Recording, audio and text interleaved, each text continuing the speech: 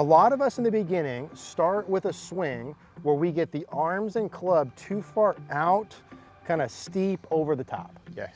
And in with that, typically we would see the upper body moving quite a bit towards the target. And too far open, yeah. Too far open, too far forward, too far over the top. Yeah. To counter that, either golfers figure out by themselves or are kind of told to, hey, you need to side bend or tilt this way to help get the club from inside. And that's partially true.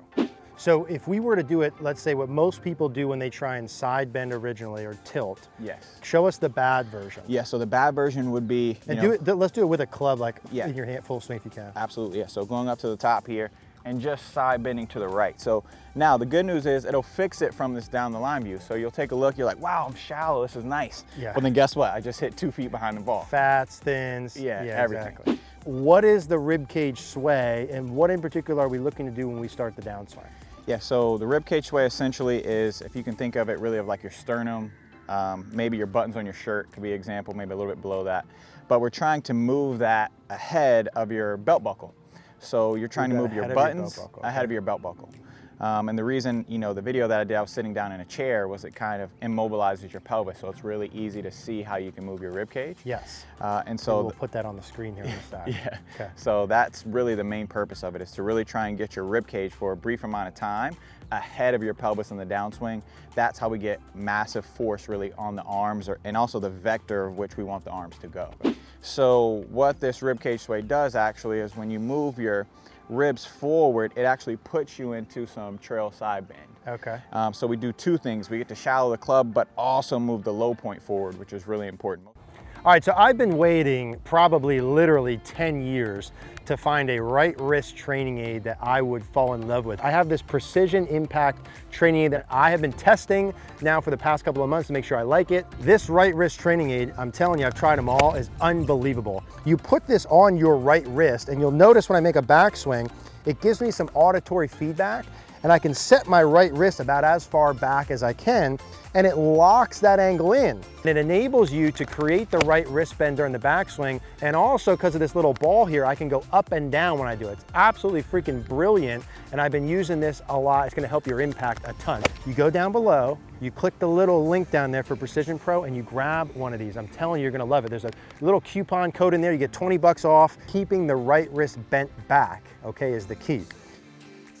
All right, JT, today's video, we're talking rib cage sway, a piece that we think is really important for you guys to hit the ball solid during the downswing, do all the good things that we want. And this is a video I saw JT talk about on one of his Instagram videos at JT Thomas. Yes, at JT Thomas Golf, yeah. You can check him out on Instagram. Check it out. He put some little clips in there. He was talking about rib cage sway. I think he didn't have a shirt on. He was at the beach somewhere, and he was going through how the rib cage moves when he starts down, and it's something that we've never done a video on. Yep. And in particular, when you start your downswing, how your rib cage should move towards the target and the effect that has on the arms and hands and where you get the club when you start down. Yes. Yeah. So before we go in, I'm going to have JT kind of talk us through what this means. Part of why this is important, and the process that most every golfer will go through, and JT, I'm sure we see the same thing. A lot of us in the beginning start with a swing where we get the arms and club too far out, kind of steep over the top. Yes. And in with that, typically we would see the upper body moving quite a bit towards the target. And too far open, yeah. Too far open, too far forward, too far over the top. Yeah. To counter that, either golfers figure out by themselves or are kind of told to, hey, you need to side bend or tilt this way to help get the club from inside. And that's partially true. Yes, exactly, partially true. Partially true. And the point of this here is the how we do that with the rib cage sway. So let's flip-flop spots, JT. I want to ask you some questions. So from like a first grade level of what is the rib cage sway, and what in particular are we looking to do when we start the downswing? Yeah, so the rib cage sway essentially is, if you can think of it really of like your sternum, maybe your buttons on your shirt could be an example, maybe a little bit below that. But we're trying to move that ahead of your belt buckle. So you're trying to move your buttons ahead of your belt buckle. And the reason, you know, the video that I did, I was sitting down in a chair, was it kind of immobilizes your pelvis, so it's really easy to see how you can move your rib cage. Yes. And so we'll put that on the screen here on the side. yeah. Okay. So that's really the main purpose of it, is to really try and get your rib cage for a brief amount of time ahead of your pelvis in the downswing. That's how we get massive force really on the arms, and also the vector of which we want the arms to go. Can you demonstrate that for us? Yeah, so again, let's say I'm going up here to the top, turning. A good way to feel this, again, put it right on your sternum, I would say, and you can press it kind of up against so you can feel how this is moving. Okay. So you're turning back here. Now your goal would be to, my belt buckle is kind of turned to the right. I want to move my rib cage ahead of where my belt buckle is. So you see kind of this bending move here, moving my ribs ahead of my belt buckle. What that does is, if you kind of notice this club, it puts a vector kind of towards the right here, you know, like 2 or 3 o'clock. That's where the grip will start to move, that's where the arms will start to move, and that's the vector that you've sent your arms in the downswing. So that's why it's really so important. So if we were to do it, let's say what most people do when they try and side bend originally or tilt. Yes. Show us the bad version. Yeah, so the bad version would be, let's do it with a club, like in your hand, full swing if you can. Absolutely, yeah. So going up to the top here and just side bending to the right. So now the good news is it'll fix it from this down the line view. So you'll take a look, you're like, wow, I'm shallow, this is nice. Yeah. But then guess what? I just hit 2 feet behind the ball. Fats, thins, everything. Exactly. So what this ribcage sway does actually is, when you move your ribs forward, it actually puts you into some trail side bend. Okay. So we do 2 things. We get to shallow the club, but also move the low point forward, which is really important. Most people struggle with trying to add side bend, but how do I now take this shallow shaft, this more rightward bend, and get it to the ball? So if let's do the bad version one more time, just in terms of like getting the shaft forward. Yeah, absolutely. So if we do the bad one, which is like just the side bend, the left shoulder, the left hip go up immediately. Yep. And the butt of the club is way, way, way far back. Yep, way far back. And then if we do the good version, so we do the rib cage sway forward, that makes it easier to get the butt of the club more forward relative to where our body is. Yes, exactly. Right? It helps us with, imagine if you were like pulling a chain down, or you were at the gym, you wouldn't just pull it with your arm unless you're doing, you know, trying to get a swole like Cogorno. Sure, yeah. But if you're trying to pull it as hard as you could, you would use your body as well. So that's another way to kind of think about it, right? So I'm trying to pull it as hard as I can. I would move this first and then get my arm to kind of sling out, sort of like throwing a frisbee even as well. Yeah, okay, so if I were pulling a weight this way, I'm feeling like this left side of my rib cage is the part that's almost leading that. Yes. Okay, got it. So I'm going this way. And the last key to kind of add into this is you actually want to keep your shoulders closed and relative. So that's why we like thinking of like the buttons or the sternum, because it's not opening really as we do it. It's simply just moving forward. Yeah. Like that? Exactly. Okay. So when I'm going through there, I'm feeling the rib cage moves forward. That feels like my lead shoulder stays down as it moves forward. My lead pelvis, or left side of my hip, feels like it stays relatively low as well. Yes. Now, when someone's hitting and doing this, is this more of a feel? Because I know for me, like, I would tend to go the other way.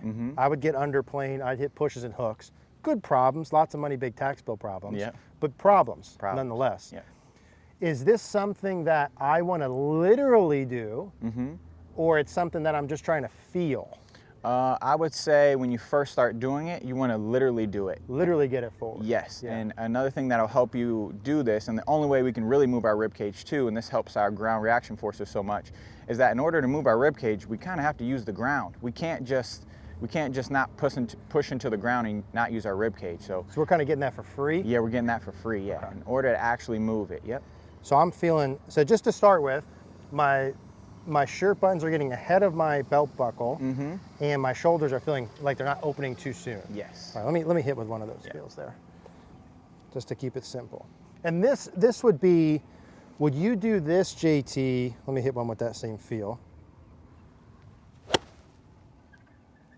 Yeah, it feels solid. Really good, yeah. And so for me, who tends to go like too much of the bad version, that seems easy for me, straightforward. Like, okay, I need to do that. That gets me neutral. That'll probably have me closer to like right on top of each other. Yes. Golfer who comes in, who's steep, over the top, etc., do they do this right away? Or are they doing like the arms club stuff first? Well, I would say those people are actually a little bit closer to good golf than they think. So a lot of people who are bad golfers definitely do this ribcage sway to some extent. The problem is they don't keep their shoulders closed. So I think the big key for them would be to imagine the same thing, but really focus and hone in more on the shoulder. So staying close. Yeah. So Okay. kind of the drill I did earlier, right across my sternum. And then you can see that where that keep your shoulders closed exactly. So if yours get open as you do that, no good, right? We're trying to feel them closed. Yep. This would be for like someone who hits pulls and slices. Yes. Now for me, let's say who pushes hooks, as I'm doing that same move, maybe am I feeling that around a bit more sooner? Yes, exactly. So that would be the variation between the two golfers. Depends right? on the player. Exactly. Okay, so if I hit pushes hooks, I'm feeling the rib cage forward and probably around more. Yes. If I hit pulls slices, I'm feeling the rib cage forward, but with the chest and shoulders closed. And the chest and shoulders being open versus closed would kind of help dictate where the arms and club are. Exactly. Okay. So the ribcage sway is yeah, that's perfect. The Okay. ribcage sway is basically a big key for it is to move the butt of the club forward to get your low point forward. The curve is dictated by how you use your shoulders. How open or closed they are. Yes. Yeah, I like that a lot. Okay. Can't do that any better, JT. That was pure.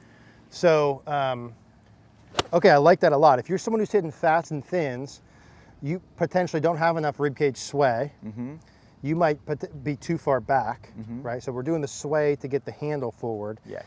And then I'm keeping my chest and shoulders more closed if I hit the pulls and fades. I'm opening it a bit more and sooner if I hit the other way. Yes.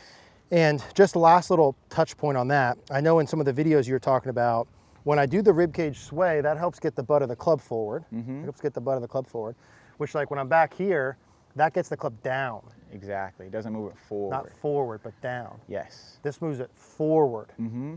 And it really moves it forward in the sense that it propels the energy of your limbs to go that way, right? Okay, that's what I wanted to hit on. Yeah, yes. good. So if we never use our arms, right, it would never get forward. It'd be really hard. So again, that's sort of the yanking the chain, that's sort of the frisbee throw. I'm not going like this with my arms and hands. No. But they're moving forward as a byproduct of my body Yes. moving that way. Yes, and eventually some people may actually have to feel some of that energy translate, right? So if I were to throw, again, frisbee throw is a great analogy, I think. If I'm gonna throw a frisbee, I'm not gonna keep it on my body forever, right? Yeah, right. So it wouldn't Early, go then you very gotta far. let it slim. Eventually you gotta let it go. So the portion of this that's really important is the ribcage sway gives you the vector that's down this way, right? Yep. And so once you feel that and you get some energy going, then you can start to release that lever. Exactly. So guys who really struggle with that low point issue, a Yes. great drill would be kind of what we just did, Yep. right? So kind of get into that ribcage sway, kind of pump it a couple times. Yeah, nice, yep. So you're feeling that, great. Okay, you can clearly feel and understand the vector that my arms would go would be on that So like when we say scenario. vector, so if someone watching down the line, that would make my hands work kind of down and out. Yes, down Okay. and out, exactly. And then through impact from there, Yep. if I got that, Yep. you were saying then I would offset that with the Yeah, up in the rotation. rotation. Yeah. Okay. So the rib cage, just a little summary here with that. Yeah. The we could keep talking about this. The rib cage sway gets my hands down and forward and kind of working down and out. Mm-hmm. I'm not going to go like that forever. No. So as I continue to turn, pelvis, rib cage, etc., chest, shoulders, that brings the hand path more around to neutralize. Yes, Okay. but you know, as we see with most guys, the hand path gets going around way too much too soon this way. The shaft lets out, kicks across, right? Yeah, So that this way. happens way too early. So they never get enough of this first part. Yeah. So that's why it's really important to say, hey, we want to Keep get doing this, that we part. want to get this vector in first. That's your goal. After you learn to get that vector in, you can start to take some out. Got it. Okay. Yeah, I like that too as like an order of importance piece. So get the left side of the rib cage moving forward. That's going to have your hands work forward and out. Feel the chest and shoulders be open and closed relative to where you're currently at. Once you get the first piece of the pie, then you could do more of the turning pieces through the hit. So If you guys are looking for in-person lessons as we wind down the year, you could hit JT up. He's down in South Florida, he's in New York. He travels all over the place, so really wherever you're at, you can go see him. Exactly. We also coach together at CogornoGolf.com. If you don't want to do in-person, you want to come see us online, we would love to help you out there. If you guys did like this video, click that like button, subscribe, share with a friend, comment. YouTube likes that, helps us out, send this video to more people. Appreciate you guys watching.